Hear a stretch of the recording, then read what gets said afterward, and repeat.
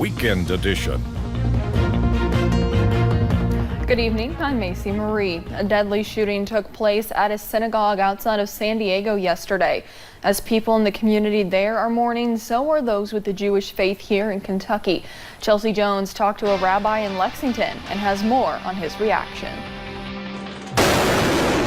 Almost a week after suicide bombers killed hundreds of worshipers inside Sri Lankan churches, a gunman opened fire inside a synagogue near San Diego, leaving one person dead. There is that eerie sense, that place that you go to of wondering, is this what we can come to expect? Rabbi David Wirtschafter oversees Temple Edith Israel. It's a synagogue in Lexington where doors stay locked, even during worship. We've hired off-duty police. We've invested in more technology around the facility so that we can have video of what's happening here. Although this heightened security sheds light on the reality of the world we live in, Wirtschafter says no one should be intimidated to practice their faith. Today is Yom HaShoah, Holocaust Remembrance Day. Congregants prayed for the 6 million Holocaust victims and prayed for victims in California. After tragedies like this, the rabbi says the most important thing people can do is show compassion and be willing to help those who are suffering.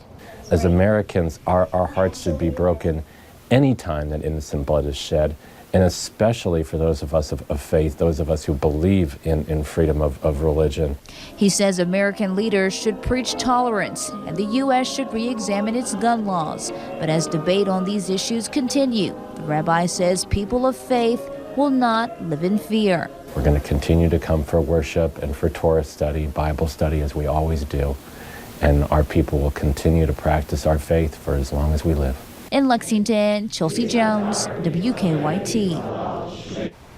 As a response to gun violence, faith leaders in Lexington are gathering once again. They're hosting a rally on May 6th at St. Paul's Catholic Church on West Short Street. Leaders will be calling on legislators in Kentucky and D.C. to pass gun safety laws. And Rabbi Yisrael Goldstein, who was wounded in the Poway, California synagogue shooting, delivered an emotional address earlier today. I was frozen in time. I grabbed a prayer shawl, wrapped my arm, my fingers with it. That was just hanging, dangling, and bleeding all over the place. My congregation was gathered outside here, and I said, I got to do something. I got up on a chair right there, and I looked at our congregation, and I said, Am Yisrael Chai. We are a Jewish nation that will stand tall. We will not let anyone or anything take us down. Terrorism like this will not take us down. Investigators in Seattle today are trying to find out what caused a giant construction crane to fall on one of the city's busiest streets. 4 people were killed, 3 others injured. Molingi has that story. A disaster zone in downtown Seattle after a crane collapsed in the South Lake Union neighborhood Saturday. It felt like an earthquake. 2 of the victims were crane operators. 2 others, including Sarah Wong, a freshman at Seattle Pacific University, were in vehicles that were crushed. Kabang, down she come, and I knew what it was. I was straight out the door. Bruce Cashmere ran to help, finding a badly damaged vehicle with a mother and baby inside, somehow unharmed. Very, very lucky baby. Very lucky. Not a mark on it. Good to see. This cell phone video, recorded just a few minutes before the crane toppled, shows the tower beginning to lean. James Etherington saw the whole thing go down. It started to lean, and when I say lean, it didn't stop its lean. It was going the whole time, but before I registered, it was actually falling. James Pritchard is a crane expert and safety consultant.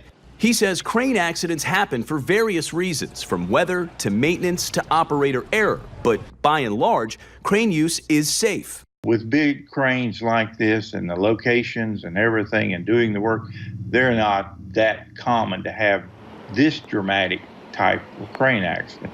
Smaller accidents are fairly common. Pritchard says cranes are currently in high demand in U.S. cities. According to the Seattle Times, Seattle has more cranes in use than any other city. Mayor Jenny Durkin. I think that we've had a good track record here, but of course we're going to pay extra attention to make sure that the cranes that are in Seattle today are safe. The next 24 to 48 hours are said to be the most critical, as investigators will look into everything from weather conditions at the time to service and maintenance records on the equipment to try to determine exactly what caused this deadly collapse. Mola Lenghi, CBS News, New York.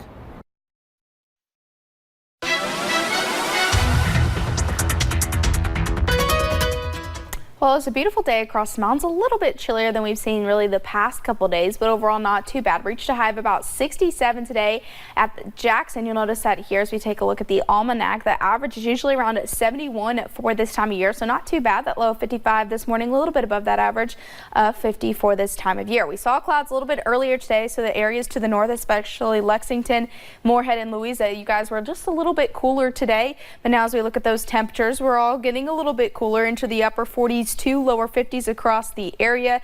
And as we head into tonight, really we'll remain around those upper 40s to lower 50s due to mostly clear skies. We'll hang on to a few clouds with those calm winds as well. And as we head into the new work week, we actually warm up very nicely. We also get a little bit breezy as we head into your Monday, but the good news that helps us warm up as we head into your Monday and into your Tuesday, scattered rain chances return sometime during that work week as well. We'll have that full forecast coming up in just a little bit. Macy. All right, thank you, Paige. A child is dead following an ATV crash this afternoon in the hurricane community of Pike County. Police say 2 kids were riding the ATV when they made a U-turn and both fell off. The passenger was taken to the hospital where he was pronounced dead, and the driver is expected to be okay. We do not know the name of the child or their age at this time. Last week, a Harlan County fire took the lives of 3 people, 2 of those being twin toddlers found after the fire was put out. Their mother, Allison Howard, later died at the hospital, and the father, Chad Howard, is currently fighting for his life. To help the family out, the Benham Schoolhouse Inn donated all their proceeds from their Sunday buffet today.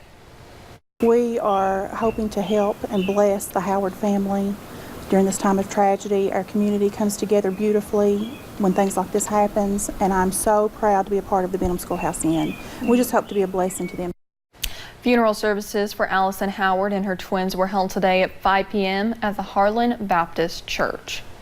Putting your life on the line is dangerous, and many firefighters do it without pay and with little thanks. This weekend, multiple agencies came together to learn new skills and sharpen some old ones. Grady Allen is the president of the Floyd County Firefighters Association. He says the relationships the classes build is just as important as the knowledge they take away. I love it. That's the one thing that makes the fire associations and the fire departments as a brotherhood work together. From vehicle excavation to water drafting, Sunday several classes taught around 150 volunteers life-saving skills. There are 14 extensive classes.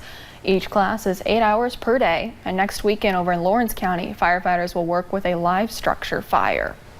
A cave rescued by emergency crews in Virginia this afternoon brought a group of 5 men back to safety. The group, between the ages of 34 and 59 years old, became trapped in a cave in Southwest Virginia on Saturday night. The men planned on staying the night in the cave but could not get out. The rescue team over in Russell County took about 8 hours throughout the morning and afternoon to rescue the group. One person was taken to the hospital for their injuries, and the cave is on private property, and the owner says the men did not have permission to be there. Kentucky State Police say a man was arrested for assaulting his mother at her home in Corbin this morning. Police say when they arrived, the man had run out into the woods. They chased down Luke Roark. Police took Roark to Baptist Health for some minor cuts and then charged him with assault, fleeing or evading police, and other charges. He was taken to the Knox County Detention Center.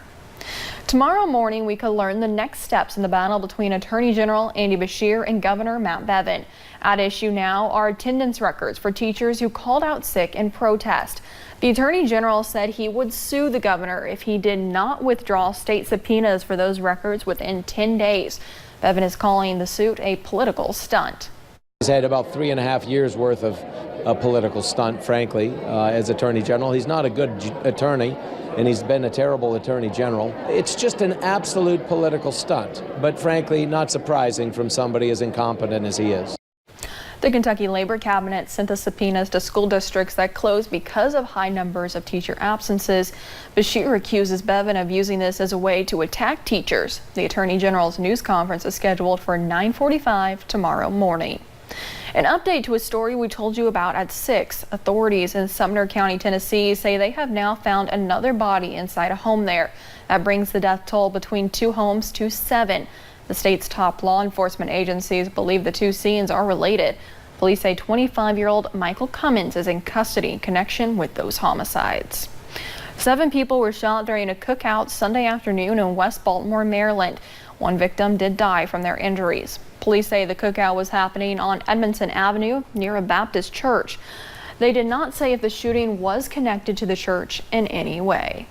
A football player was killed in an overnight shooting in Topeka, Kansas. Another football player was wounded in that same shooting.